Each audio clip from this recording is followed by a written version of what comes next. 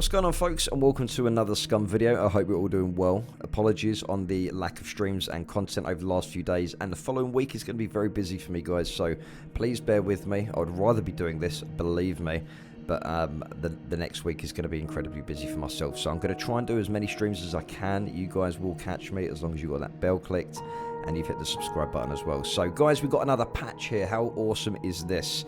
Like I always say, the developers are always giving and giving and giving. Now, we're going to go through this. We're going to give some honest opinions as well, because obviously I don't think that every patch is perfect.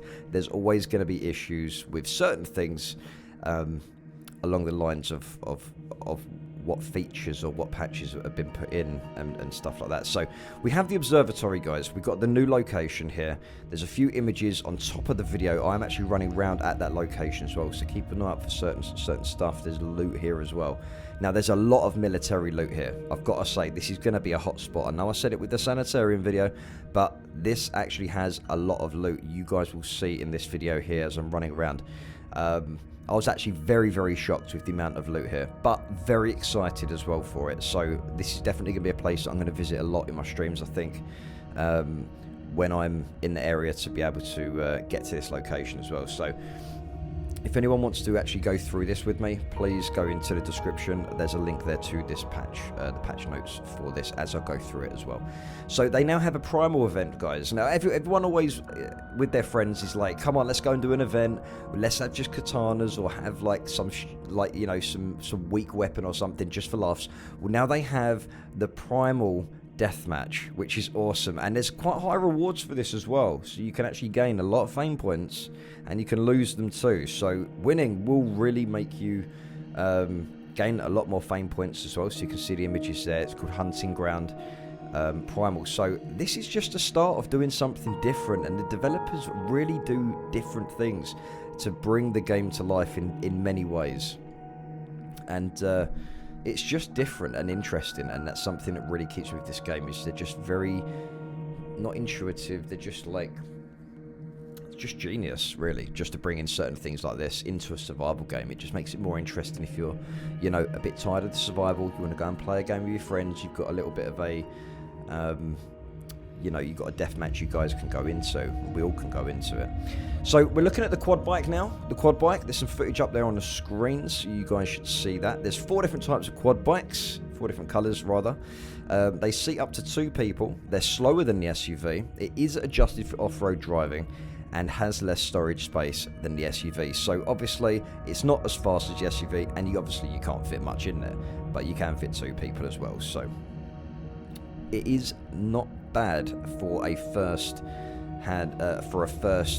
quad bike. It does have its issues with the driving and stuff. I think it's a little bit slippy, not because I'm driving on the snow, but it does have, it's very tedious to drive. You have to be very, very careful, because you will just spin out. If you're not lucky, you do have to have a very careful hand when driving this. So that's the quad bike, guys. There's 4 of those, which is really, really cool. I really want to see some new vehicles in the game. It would be cool to see something a bit different than just a quad bike, or something like we're not going to expect vehicle-wise. I think that would be cool. Maybe some stuff with base building in the future. So, guys, we're going on to the cooking. This is quite important here, and it's really cool as well. So, in the patch, you may notice first of many changes to come in regards to the new cooking system.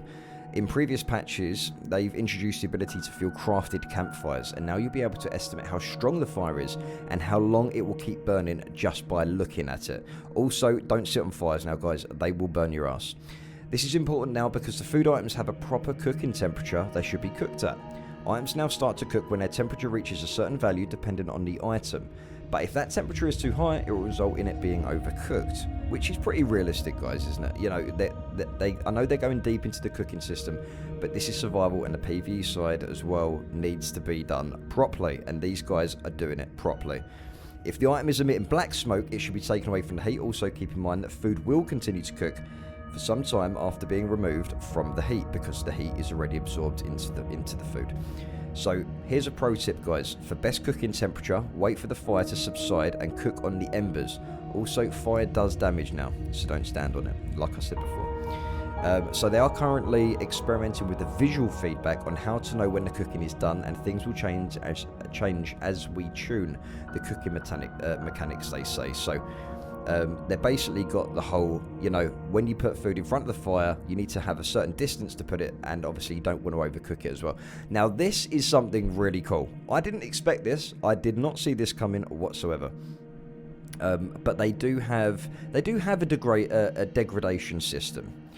A degrading system. They do have a degrading system, but it's not a visual one. But now they actually have a visual degrading system. As you guys can see in the image there, if something is worn or it's been used or it might have been out in the rain for too long, you now have this. So you guys can see it in images there. Obviously, the items do degrade. So that is really, really cool because it's realistic. You know, if you use a gun for too long, you're going to have problems with it. I don't think they're going to... there's nothing wrong with guns right now, by the way, just letting you guys know. But it would be cool to see some guns lock up in the future or something if they're overused and stuff like that. That would be interesting, quite realistic. So going on to the achievements, added 7 new achievements that are connected to surviving days on the island. So you guys can see all of them there. I absolutely love the achievements. I think they're a great idea and gives people something to work for as well. And all that good stuff. So they've got some bug fixes. They fixed the sanitarium surroundings. I haven't actually checked this out yet, so not sure what that means, but you know, it'll be interesting when I'm streaming to go and check that out. They fixed the wind direction and speed in multiplayer. So does that mean that windage actually works in multiplayer now? Because windage only worked before. So if you're sniping, if you're actually sniping very far away, you're going to have to set the windage, otherwise your round's going to be going like way far to the left or right. So that's something I think we're all going to have to experiment with and check out. Please leave comments down below, guys, if you do check that out. We noticed they acted like broken in certain situations. Now pay more attention to it when you make long-range shots, as it will be a bit harder, they say. So they fixed a bug when taking the compound bow in the hands while standing on it, and they would make you fly. This was awesome, and I'm sad it's gone, says one of the devs. Fixed the crash when items get dragged. Hashtag set time command didn't work in SP, but now it works. The golden drone now has speed that matches player movement, so the golden drone does work a lot faster now. Claimed doors without locks can be reclaimed now, so that's pretty interesting. Prohibited lock, because that's caused a lot of issues before. Prohibited lockpicking while having negative fame points.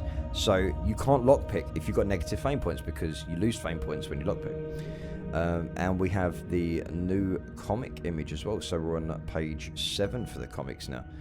So this is an awesome update, guys. There's a few really cool things in here. It's not just the it's not just the updates as in locations and stuff, but it's different things like the wind direction in the multiplayer, the drone speeds, the claimed doors without locks that can be reclaimed. You know, little updates like this make a big difference because people join servers and they're like, I can't get into a house. I can't, you know, because it hasn't got a lock. So, you know, you can reclaim a house if it hasn't got a lock on it. So if someone's claimed it, you run up to it, you can actually reclaim it if it hasn't got a lock. So that's pretty cool as well. So yeah, that's pretty much the update for now, guys. I'm going to be building my new build tomorrow. We do have the RTX 2080 Ti, 11 gigabytes overclocked. I'm not using that in this video currently, but I do have it sitting next to me, giving me funny looks, saying you should have used me today.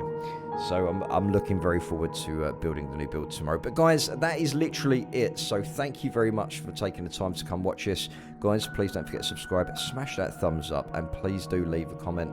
Let us know what's going on. I want to hear your thoughts about Scum and where it's going, because a lot of the locations recently, I think, are going to be linked to a lot of the missions that are coming in, especially the Observatory and stuff like that. So guys, stay safe, peace out, and I'll catch you next one. Take care.